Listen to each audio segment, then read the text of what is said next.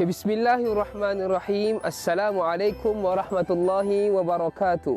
Alhamdulillah, sekarang kita berada di salah satu tempat sejarah yang terdapat di Sialah, yang mana di belakang kita ini dinamakan sebagai Masjid Nabi sallallahu alaihi wasallam ataupun dinamakan juga sebagai Masjid Asy-Syaraf. Apakah peristiwa yang terjadi di sini? Seperti mana yang kita tahu, telah terjadinya peperangan Badar pada tahun yang kedua Hijrah. Pada saat itu Nabi sallallahu alaihi wasallam telah mengamanahkan kepada sahabat yang bernama Abu Lubabah untuk menjaga Madinah. Seterusnya Nabi sallallahu alaihi wasallam telah memilih Abdullah bin Maktum untuk mengganti Nabi sallallahu alaihi wasallam untuk menjadi imam di Madinah.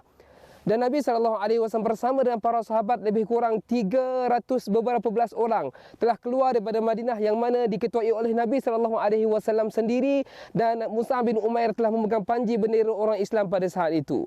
Maka Nabi SAW telah meneruskan perjalanan keluar daripada Madinah melalui lembah-lembah yang berada di Madinah Al-Munawwarah. Kemudian sampai di Dzulhulaifah, Nabi SAW telah pergi ke satu wadi yang dinamakan sebagai Wadi Turban.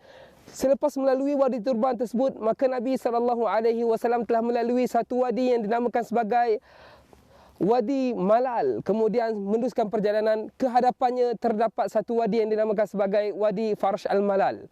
Dan akhirnya Nabi SAW telah sampai di satu tempat yang dinamakan sebagai Ghamas Al-Hamam, dan seterusnya sampai di satu tempat yang bernama Sukhairat Al-Yamam, dan akhirnya telah sampai di Sualah ini.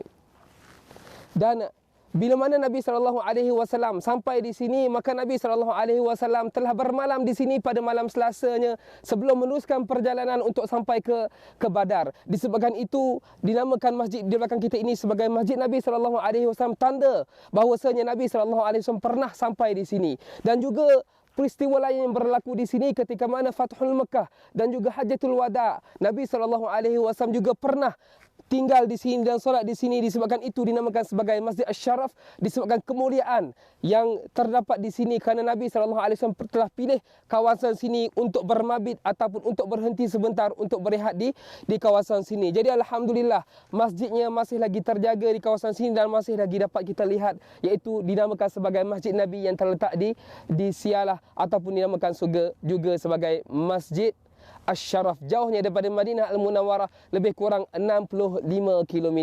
Wallahu alam bisawab. Assalamualaikum warahmatullahi wabarakatuh.